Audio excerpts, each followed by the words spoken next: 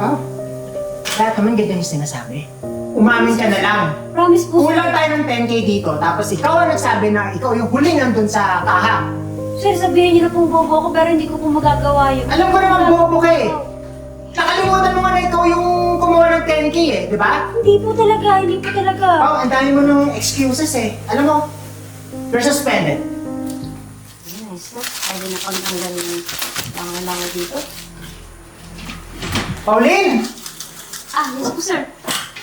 Ano yan? Pango po nga po sa langaw. Baka po kasi yung mga langaw na dumapo dito sa lamesa tsaka sa mga pagkain natin eh. Tinatabi ko lang. Probinsyana ka talaga eh, no? Alam mo naman bawal yan dito, fine dining restaurant to, tapos maggaganyan ka? Bawal po ba to? Sa amin po kasi sa pinagtrabuhan ko po dati, may ganito po Saan kami. ka nagtrabaho? Palengke? Karinderya? Sa probinsya po namin. Iha! Nag-apply ka dito! Nasa Manila ka!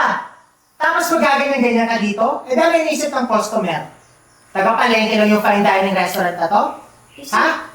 Binaan ko pa po to para, syempre, Alam makatulong mo, nagdadahilan ka pa. Gusto mo tanggalin kita sa trabaho?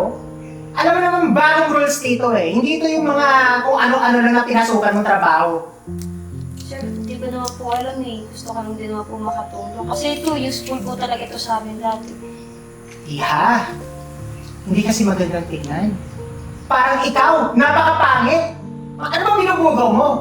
Wala namang lamok ka, wala namang langaw ah. Baka may mga fruit flies po lumilipad eh. Ano mo? Iha, nagdadahilan ka pa eh. Hindi yan pwede dito. Ha? Alam mo, di ko alam kung paano ka natanggap dito eh. Isang probinsya nang walang alam, kundi magbugaw ng mga langaw na kamukha mo.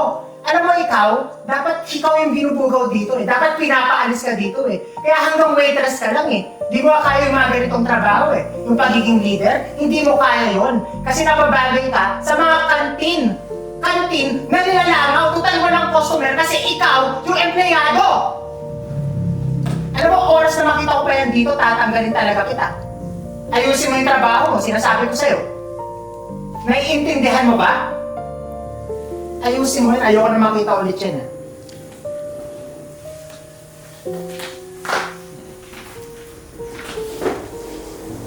Wow, pinagalitan ka na naman? Ginagamit ko lang naman po ito eh. Hindi ko alam na bawal ka na po dito. Bawal talaga to. Kasi di ba nasa restaurant na tayo, plus restaurant to. Hindi natin kailangan ng pambugaw. Ito ginagamit ko sa palengke lang eh. Hindi ko naman po alam eh. Gusto ko lang naman po makatulong tsaka makagawa ng ayos ng trabaho.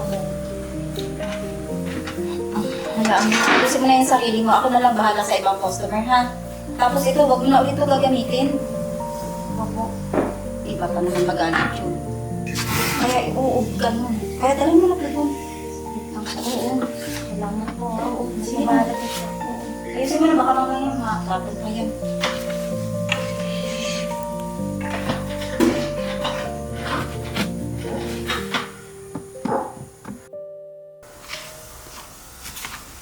Hoy! Anong ginagawa mo dyan sa kaha? Nasa si Maricar? Ano na po kasi may emergency daw po eh. Pero pinabibigay niyo po itong pinagbentaan ko. Teka, may emergency pala. Ba't ikaw yung gumagawa dyan? Di ba naman trabaho yan, di ba? Tinuturuan din po kasi ako kasi di ba bago pa lang po. Para daw alam ko po yung mga ginagawa dito. Iha, ano bang job description mo? Di ba sa waitress ka? To serve. Hindi naman to count money. Or anything na related dyan sa kaha na yan. Alam mo kapag minawala dyan, ikaw yung sisihin, di ba? Wala naman po akong ginagalaw eh. Inasa Hindi natin masasabi yun. Para kung bukas may kulang ko lang dyan. Oh, hindi kasalanan mo. Hindi naman po ako ganun. Nautusan lang po ako dito. Alam mo, yun yung problema sa inyo mga probinsyana yan, no? Gusto niyo matutunan lahat to the point na hindi naman necessary, ginagawa niyo pa rin. Pero hindi niyo maintindihan, alam mo kung bakit?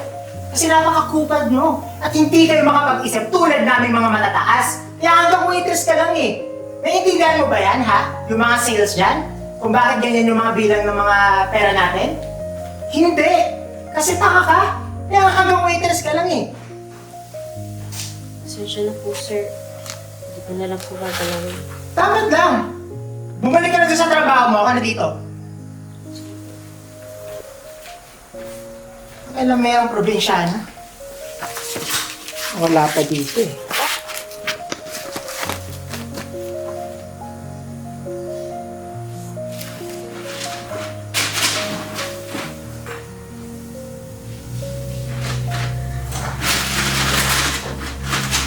Sir, Mary! Ano yun? may customer po na gusto ko mausap sa inyo. Bakit daw? Kakausapin daw ko kayo eh. Bakit nga? Hindi ko alam, hinanap lang po kayo. At saka, ano po yung ginagawa niyo? Hindi, wala. Basta, asan yung customer? Kakusapin ko na. Nandun po sa table 7. Balik ka sa trabaho.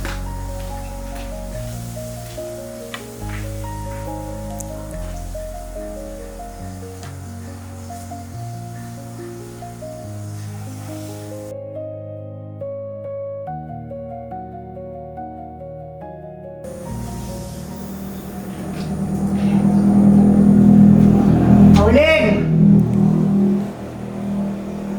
Yes, sir. Pauline, Yes po. sino huling gumawag ng kakagabi? Di ba po, sabi niyo huwag ka na pakialaman. Eh di, tinupi ko na po, tapos Sabi na, yun na nga ba sinasabi ko eh. Bakit po?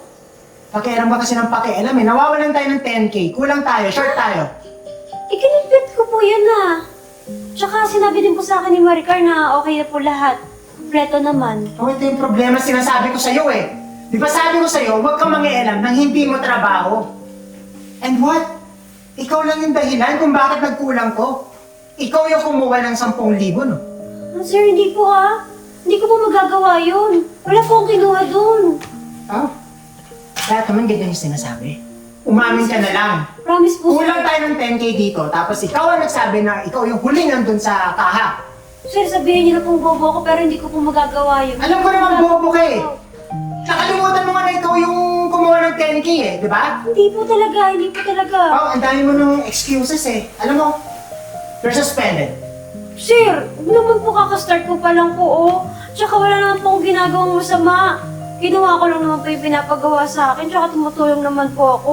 Alam mo, yan yung resulta ng pakikialam. Pakikialam na hindi mo naman dapat pakialamanan. Sir naman. Ayaw na kita makita dito. Sir! Kunin mo yung lahat ng gamit mo. And you're fired! Sir naman. Ang kinuha mo Pao, anong problema? Tatanggal na po ako sa trabaho. Ha? Ano? Bakit daw? Hinako ko daw po yung 10K kahapon Benta kahapon. 10K? Ang laking halaga nun. Ay, Merly, wala po talaga ako kinukuha. Ikaw po kinuha yun. Hindi po ako nagnanakaw. Alam mo, Pao, huwag ka mag-alala. May CCTV naman. At saka isa pa, nakita ko si Sir kahapon. Sir Abra. Si Sir Abra? Oo, may pinakikialaman siya dun sa drawer. Siya pa yung huling humawak nung kagabi. Siya nga. At saka may CCTV tayo. Meron magpapatunay kung ikaw o siya ang kumuha. Kaya huwag ka mag-alala. Ay, mahirap magbintang Hindi naman ako nagbibintang. Ang sinabi ko, may CCTV. May magpapatunay kung sino ang kumuha sa inyong dalawa. At saka nakita ko rin naman na meron siyang ginagalaw doon kahapon. O ba yan? Oo. Pwede ba natin ma-check yung CCTV? Pwede. Check natin yan kung gusto mo. Sige po.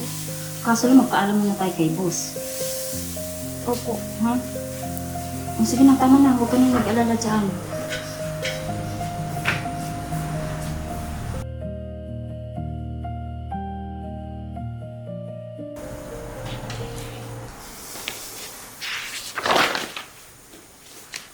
Sir, pinapatawag niyo raw po kami. Regarding dito sa report ng sales kagabi, ang laki nang nawawala. Ano nangyari dito? Sir, medyo minor issue lang naman po yan. Nagkamali lang po yung isang staff namin. Nagkulang na kami sa pagbibilang na short po kami. Pero, kasi kasuhin po namin yan. Paano nga si Kasuhin? Ibig mo sabihin, may kumuha ng benta kagabi? Ayoko sana sabihin, sir. Pero, ang katotohanan po niyan kinuha po ni Pauline. Sir, Hindi po ako gumawa nun. Hindi po ako yun. Ang katunayan po niyan, siya po yung huling humahawak dito sa kaha. Sir, totoo pong ako yung huling humawak pero hindi po ako kumuha. Wala po akong kinukuha dito. Umamin ka na lang. Di ba, Pao? Sinabi ko kay Maricar na turuan ka dito. At ikaw yung natira dito kagabi. Opo, ginawa ko po yun. Oh, ano nangyari? Bakit may nawawala? Kompleto na po yun eh. Binigay ko na lang po kay Sir Abra. Tas okay na. Wala naman po ako kinukuha ang iba eh.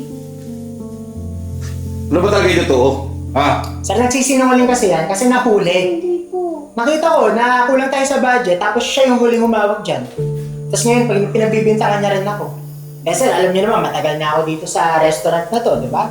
Hindi naman ako mapopromote basta-basta lang. At saka itong babae na to, probinsyana to sir eh. Siyempre wala siyang kaalam-alam dito, mandadami yan ng iba. Sir, hindi naman po ganun. Hindi ko po magagawa yun. Alam mo ba, pinagkatiwalaan kita. Tinanggap kita dito kahit wala kang experience. Sir, Tapos ganito yung gagawin mo?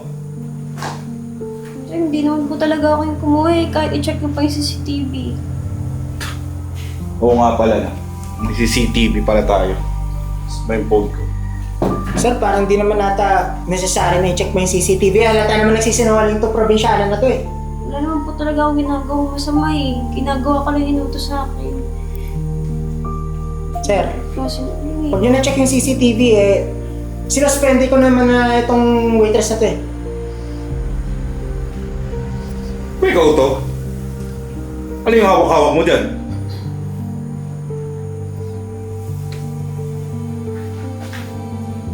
Oh, pera to ah. Hello? Nilagay mo sa bulsa mo? Ano to, Abra? Ha? Ibibintang mo sa iba? Anong kalokohan ginagawa mo? Eh sir, totoo naman kasi siya pa rin yung huling humawak eh. Kakaila ka ba? Kita-kita ka lang nga sa CCTV. Sir, nanghiram lang naman ako, ibabalik ko rin yun. Nanghiram? Eh pwede ka naman magsabi. Abra, yung pagkuha ng pera na walang paalam, pagnanakaw yun. At mabigat na kaso yan. Sir, pasensya na po, baka pwede niyo naman po ako pagbigyan. Hindi ko na po ulitin, sir. Sorry po. Anong di ulitin? Alam mo, di mo makapalampas to. At sisiguraduhin kong makukulong ka. Sir, huwag naman po umabot sa kulungan, sir. Sir, pagbabayaran ko na lang po, gusto niyo po, hindi po ako sweldohan ng 2 buwan. Okay lang po sa akin, sir. Mabuti pa, hintayin mo lang yung mga pulis at ipapadampot kita. Kunin mo yung mga gamit mo doon.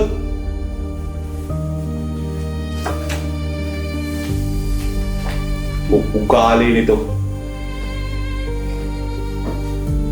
Pasensya ka na pa, ha? Jeff, ito ako naniwala sa'yo. Nawala rin sa isip ko na may CCTV nga pala dito. Okay lang po yun, sir. Mahalaga po eh. Alam na po natin yung katotohanan.